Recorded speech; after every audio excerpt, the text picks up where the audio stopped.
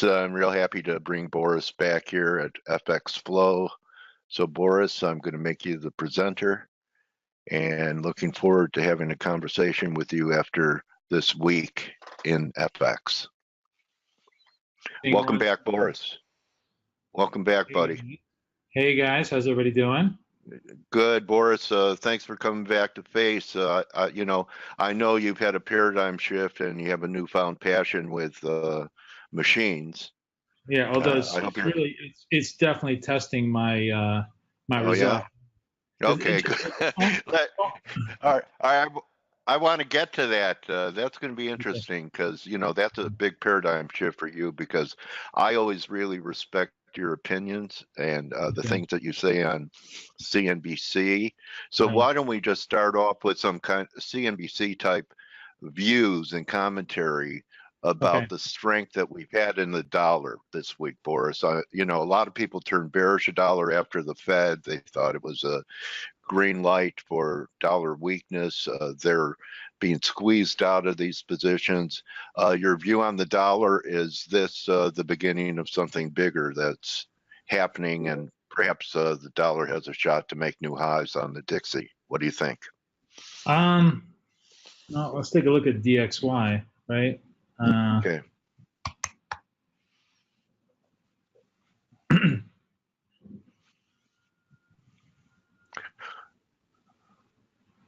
Let's do dailies. Let's do let's do dailies. Yeah.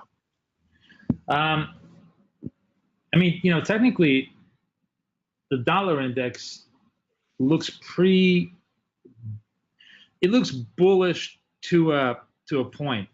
So we have a higher low, nice little W formation, but at the same time, we are like right up against this whole cement ceiling of 97. Like a dollar is really not it's moving to the upper end of its range. You really can't call it a breakout until we hit 98, which is a long way from here. All right. And it's kind of fading. I mean, if we kind of fade out over here and we start making a move to the downside, it could actually be a double top formation. Okay. So you need more confirmation. I would be looking to buy this next break and look at it as just a pullback from resistance, but time will always tell. Where would you be a buyer? Probably around 96 to 95.80 is ideal for me to. So you're looking to pull back because you think this is a legitimate break. I believe that we're on our way to accelerate to the upside. The euro looks so heavy to me on the dailies that we're right at major support, and just like you said, the Dixie's at major resistance. So we could have some bounces in euro maybe, and maybe a pullback in the Dixie. But I'm pretty bullish. It looks to me like we have deflate. January was a banner month. You've been around long enough. Am I hallucinating? But in the business, since I came from the commodity side, Boris, we had something called a February break, that you would have good Januaries and then give backs in Feb. So that's what I think is happening, with the dollar being the linchpin behind it. Versus metals pulled back. I'm looking for the S&Ps to pull back. Oil's hanging on by a thread. So I'm looking for kind of a red month, at least for part of the month in February. And that would imply a stronger dollar. But I'm supposed to be interviewing you. So why don't you tell me what you have conviction in? And maybe because you've been busy with your algos and everything, you're not spending as much time with analysis. You're just trying to tweak that. Is that what's going on? Partially, yes. One thing I've sort of been really bullish on ever since we took out 1200, and is gold. Looks like a serious shift to me. And actually, let me just go to the weekly chart. I want to see something kind of interesting here. So.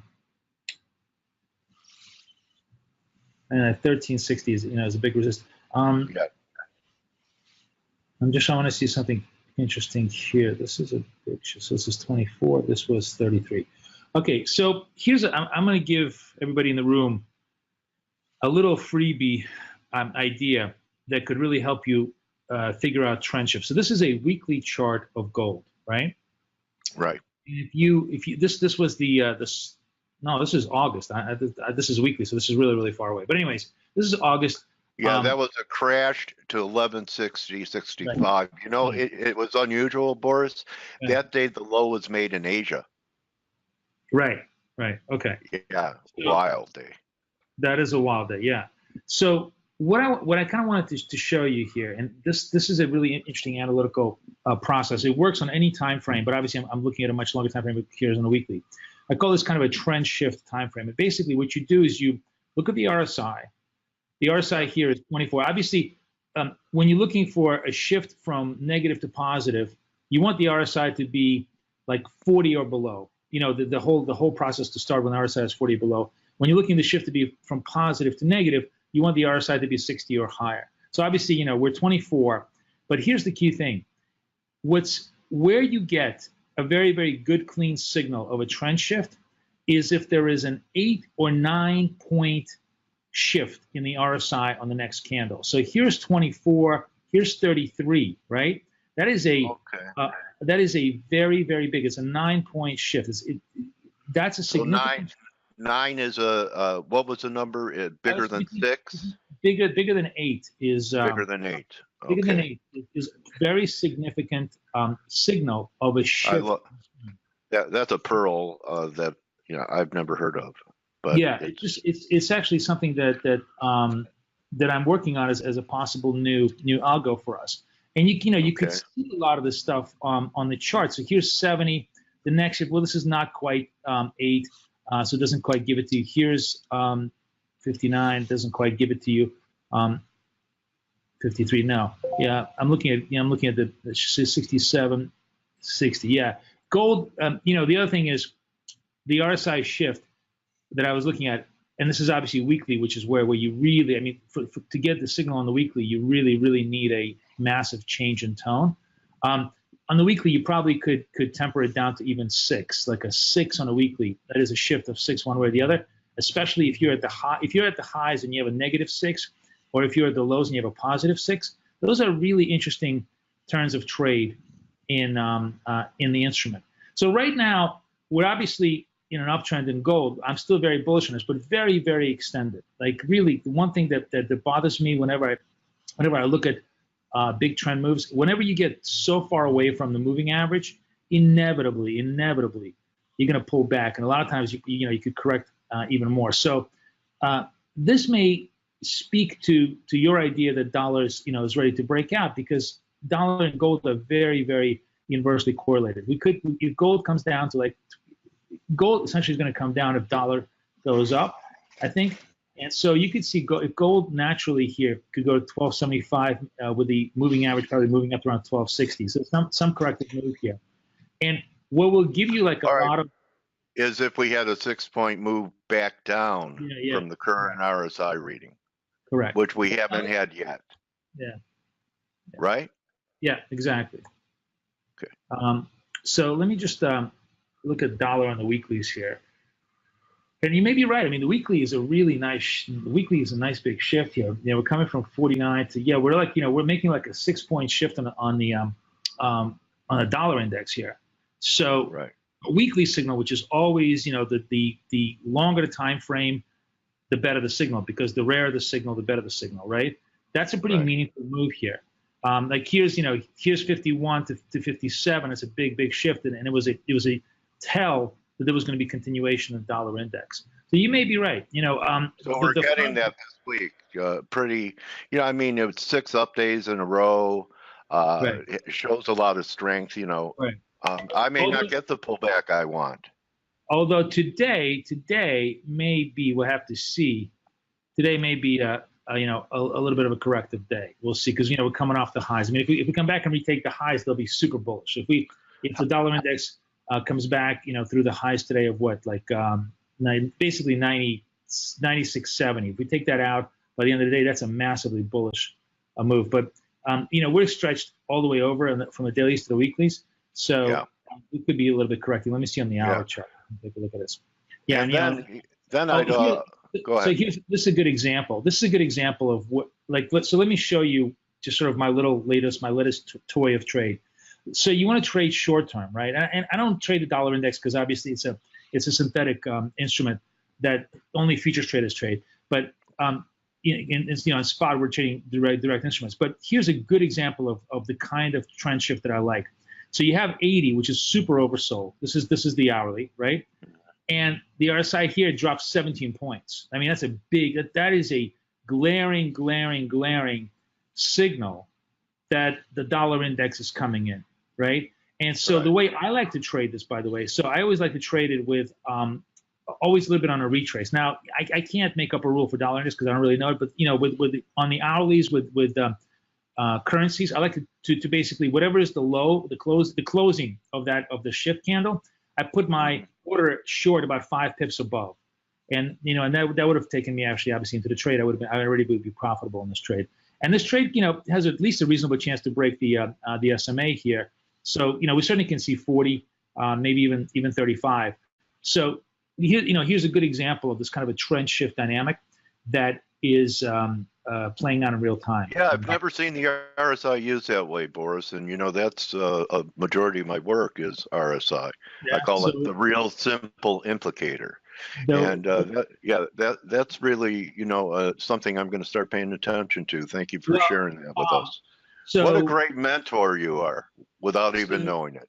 So, not to hump my appearances, but I'm going to be in Orlando tomorrow. Anybody who's in Orlando, I'll be at the Money Show, and this is my presentation at the Money Show tomorrow is all about how the best trading is really done with one indicator, right? And if you look at it, if you look at fundamentals, if you guys, can I show you just a couple of slides from my presentation tomorrow to give you some ideas? Yeah, sure, go ahead. So. Also, I think we've covered dollar and gold. What's your gut feeling about this recovery in stocks to 61.8 back? So this is all part of my presentation. So I'm just going to get into it. Just bear with me a second. So I'll show you a couple of slides that I think might convince you of some ideas, or at least my thoughts on this whole process. By the way, before I even get into that, I got to show you this. Everybody's going to get a big kick out of this. Hang on, let me. This is our chat room, but I got to show you this. Yesterday, guess what happened? Oh no, wait, hang on. Sorry, I'm in Kathy's chat room. Let me get into my chat room. I want to show you something. Everybody will get a kick. Look at this. Who's this? Your mom? No. Oh, Janet. Yeah. Janet Allen. But you know what? What? She could have very well been my mom. She is the nicest person ever. I had so much fun with her yesterday. I was in the green room with her. We're talking Brexit for like 20 minutes with her, but she's great. Oh, wow, that's cool. Yeah, I used to do an imitation of her. She'd go, "The economy has to be much better." She is everybody's grandma. She really is. But she's super smart and incredibly nice lady. Did you ask her if she was glad not to be there anymore with QT happening and everything? She was so into talking about Brexit. She was so into talking about Brexit that we just ran out. I had to go do on air. We ran out. I didn't even get a chance. We just talked about that for forever because she was really interested to see what the FX market was thinking about. Whether this is going to happen or not. So anyways, guys, so what I was going to say is, before we get into the macro, here's my whole point about kind of a simplicity and single indicator idea. This is part of my presentation out of Orlando, so I'll give you a little bit of a preview. This guy is Jeffrey Sater. He's not a professional breeder. He's not a professional handicapper. He's actually a lawyer. But this guy is probably the single most successful picker of horses ever. And the reason why is because he did all of this. He was just basically a gambling, enthusiast, and he did all this incredible research on what wins in horse racing. And the conventional wisdom was it's a lot of different factors, but breeding was one of them. And you need to make sure how fast the horse was, breeding and all that stuff, right? it all turned out to be complete nonsense. One single indicator is the single biggest determinant of horse's success, the left ventricle, right? The result of that insight, that there is literally one indicator that matters the most, was American Pharoah, which was the first horse to win Triple Crown in ages, and that was his selection. So the power of the whole idea is that there's so much noise. We have so much access. This is, I started the presentation by showing you this room. I ran into a guy who's actually like a parent in my class who works for IBM, and he showed me this picture. What do you think this is? Do you think it's a utility? Do you think it's the Nuclear Regulatory Commission? Do you think it's NORAD? No. You know what this is? This is the office of Toronto Raptors. Okay. Tell me. Wow. Tell me how like this is impressive but idiotic at the same time. This is a frigging basketball team. This is how they pick players and strategy and everything. Right. Everyone's using AI, aren't they? Even in sports. The point being is that they're looking at 1 million data points. And my argument is, and this is actually proven by a recent investment paper, that the more information you have, the worse you're going to do. Because all you're going to do is the more information you have, the more confident you feel, the less accurate you're going to be. The key is to be like this guy. Find one thing that really matters and trade it. So when you're asking me about what do I think about the market? I think the market is going to crash. I think the market is setting itself up. I think this rally is fake. And the reason why I think this rally is fake, because this is the only indicator, in my opinion, fundamentally that matters, which is the Fed balance sheet against the S&P. Okay. And what happens is the Fed balance sheet has basically stopped. We have this final burst of S&P going up, and now they haven't stopped QT, even though they're pausing on rates. Right. The point is that here's why we've had this rally. This is the rally. Right. This is the global central banks completely easing their balance sheet after December collapse. After December collapse, look at the amount of liquidity the global central banks have just poured into the market. Right. Yeah, they're trying it again. Was it mainly China or everyone, Boris? Everybody. PBOC came in. ECB to put his foot off the pedal. The Fed basically put its foot off the pedal, and the 10-year gained 30 basis points or dropped 30 basis points in yield. Right. So there's just the point is that everybody stepped off the gas pedal, and as a result of that, liquidity conditions became much bigger, and that's the only reason why stocks are rallying. Everything else is nonsense, right? If you really want to understand why, and so my point is that party is going to end pretty soon. Pretty soon, and I think we're going to correct eventually. We're going to come back down as the year progresses. Take out the lows. Take out the 2,300 lows. Interesting. I think it might. I mean, typically the thing about bear markets is they really lull as many people back into the game as possible, and then just destroy them. And it reminds me of how I felt when I was going through my interview process for membership at the CME. I felt like a piece of rare meat that all the veterans were looking at me. Here's some liquidity, guys. We could pick this guy's pocket. So so they're baiting people in with this recovery, but nothing's changed as far as the longer term liquidity. So these injections, you think, what would stop them from continuing these injections to keep the rally going? Well, my point is that every marginal ad is going to have less and less impact, and eventually the problem is that that's going to the truly disastrous scenario that a lot of the really big macro guys are arguing. I don't see it happening just yet. But the truly disastrous scenario is we pump a lot of liquidity and U.S. rates turn up. Like, in other words, because the deficit gets so big, and the Fed is obviously not, rates go up because of supply, because of growth, and lack of liquidity. Correct. And the Fed doesn't step up just because, it really would be against their mandate at this point. And indirect buyers, foreign buyers, just not there anymore. I mean, China is no longer sopping up U.S.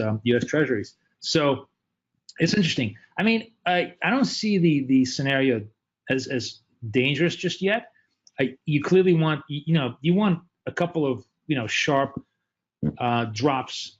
I don't think, I don't think it's going to happen all in one day. My point is, you'll get an inkling. Like maybe you could look at my trend shift. If you get a massive, sell-off where you get like a 10-point differential in the RSI on the dailies in the S&P, that'll be a really big warning sign to you that, hey, maybe the market is going to start turning. And I don't want to be guessing the top. That's a great tell. Yeah. Yeah, I like it. But my broad fundamental thesis is that this is a purely monetary driven rally, just like by the way, as the other rally was all about monetary destruction, right? I mean, we stimulus was being taken away and the market freaked out. Because why does the market exist at this point? It exists strictly on a monetary basis. We haven't had actual growth in like 10 or 15 years. All of the growth, I don't want to get into the whole. I mean, I know. Yeah, if you look at the earnings per share growth and all that stuff, it's all completely manufactured, because what happens is companies have basically been buying back so much stock that it looks like they're getting per share growth, but on normalized share basis, like normalized profit basis, there hasn't been any growth in 10 years because the economy hasn't really grown in 10 years. Do you think that could exacerbate the decline because they've also gone into debt? Corporate borrowings are huge, and they've used that to purchase stocks, so they kind of have a margin account on their own stock, and if their stock value falls and rates go up, it's a double whammy. It is a ridiculously dangerous scenario. There's no doubt in my mind. I mean, a lot of the super intelligent macro traders that I talk to, a lot of the big hedge fund guys that sort of have, more than a day's perspective on where things are going, are really working on this thesis that there will be a massive credit crunch. But the problem with sort of having that point of view from a trading point of view is that it could be a year from now. It could be a year and a half from now. You could go broke first. You could go broke trying to figure out the big macro turn. I have. Mechanically, you're absolutely right. Mechanically, there is just so much rot in the system. It will give way, but you just don't know when, so you keep on dancing until it does. Got it. Okay. All right. So we've covered the markets. Actually, you know what? I didn't realize this, but actually, you guys can. This is for the Orlando people, but you guys are also absolutely free. If you go BK4X/Orlando, the PDF to this presentation is there, so feel free to download it. Okay. Okay. Cool. All right. Let's talk about what's going on with robots, because it sounds like it's not just like everything else a layup. So what's been happening with your? So it is. I mean, the key thing is, let me show you the portfolio, right? So there's a portfolio of all the robots that we have trading right now, and you can see 1,500 pips. So it's not, it ain't bad.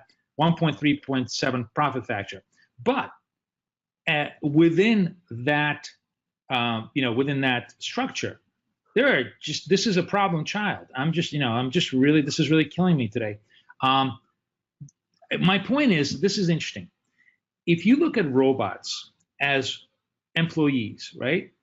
Yeah. Do you expect every employee to be an A producer? Of course you don't, right? There's always going to be a stoner who's going to come in late and always, call in sick, right?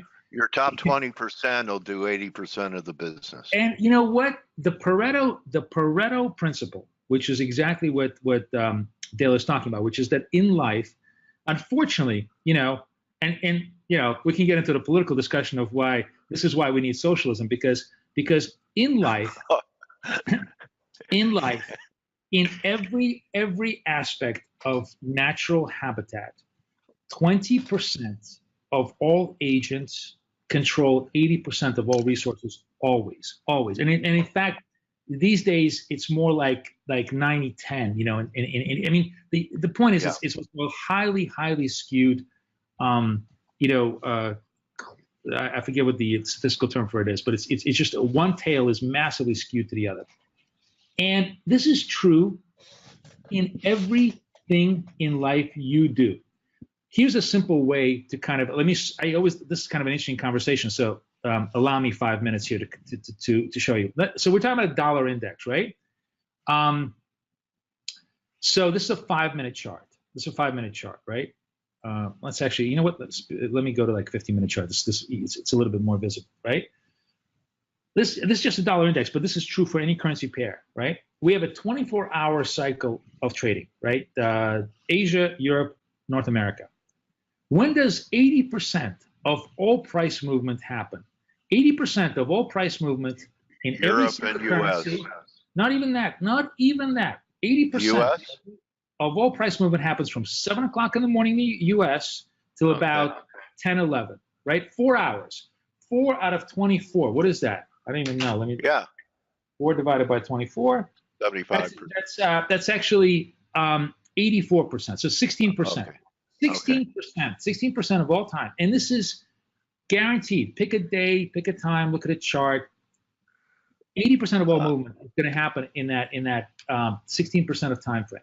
So this is I thought I was missing something in the European session because I used to see a lot of reversals happen there.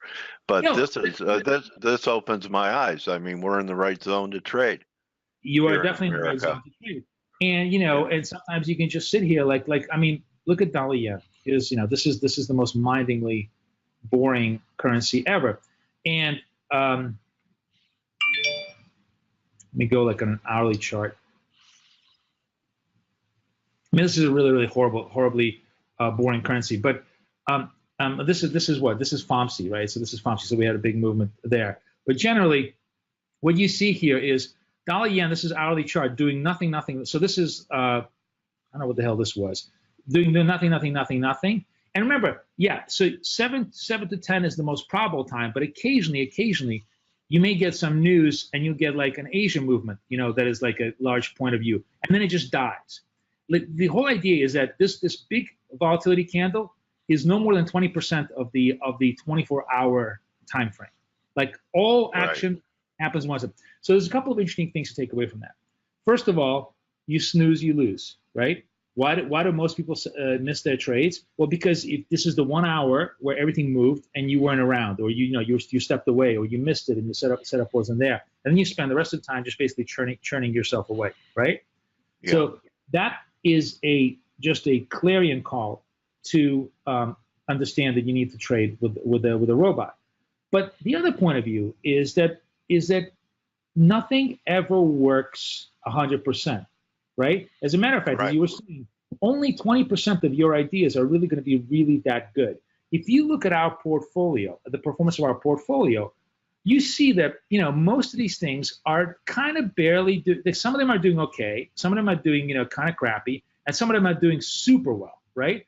So there's like 2 or 3. How many of these guys are? And so this is a little bit confusing because these are monthlies, so it's actually only like 4 or 5 of them, but we have divided by the month. But it's basically 1, 2, 3, 4, 5, 6, 7, 8, 9, 10, 11, 12. So it's like 12 robots, individual robots, and maybe only 3 or 4 of them are producing 200 pips, and the rest of them are kind of either losing money. That's interesting. Boris, what kind of severance package do you offer robots when you fire them?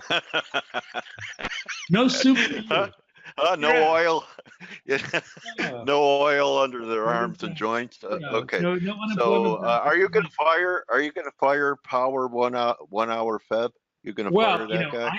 I am a good boss. I'm one of those kind of bosses that likes to really work with his people and help them grow and improve themselves. So actually, what I'm discovering is that it's not the worker, it's the environment. What actually works so much better, the reason why this thing is doing so poorly, is the hourly charts on this particular structure are just a little bit too late. But if we put this same kind of structure on the 5-minute chart, it's going to get us into trades earlier, and allow us to turn some of those losers into winners. So we're going to probably, one of the new things that we're going to do as part of our constant adjustment of what we do is we're going to take a lot of these currency pairs and turn them on the 5-minute chart and run them there and see if we can improve our performance. But that's literally life. I mean, that's how do you run a business? Every day you say, what donuts are selling, which ones are not, how can I make my donuts taste better, right? That's really what it's all about.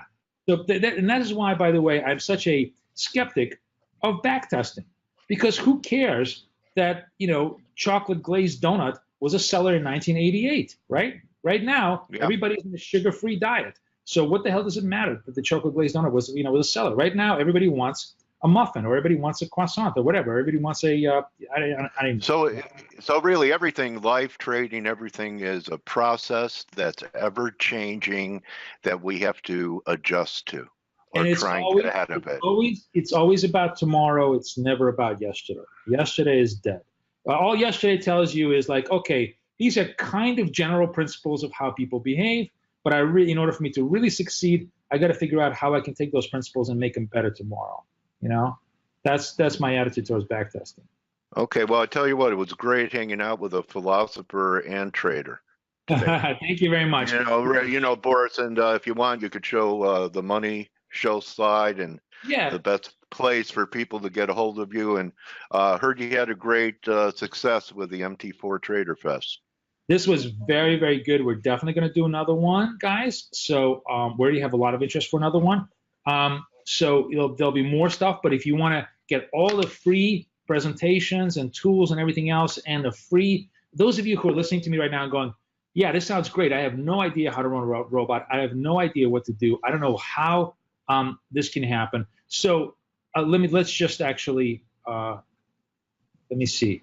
I'm just gonna, this is my personal account, so don't spam me. I think if we go over here, this will take you. Now, the coolest thing about this, by the way, is that I actually created a whole beginner course for people who know nothing about trading with robots, and this will take you step by step, all these videos in how to trade with MetaTrader 4. So it's all, you can access all of this just through that one link. Hopefully you guys will enjoy that. Thank you, Boris, my trading warrior brother. Have a great weekend in Orlando, and maybe you'll have a chance to go to Disney World. No, man, I am doing a true warrior style. In at 7, out at 8 p.m., man. One day out. All right, Boris. Thank you, buddy, and good hunting, and let's stay in touch and do this again. And again, thanks for sharing that insight about the RSI change. Exactly. I think watch the friendship, guys. It's going to give you a lot of really good ideas. Yeah, great mentoring. Thank you for edifying F.A.C.E today, Boris. Take care, guys. Take care, my friend. Okay, everyone, that's a wrap for Thursday. You know how to follow Boris at FXFlow on Twitter.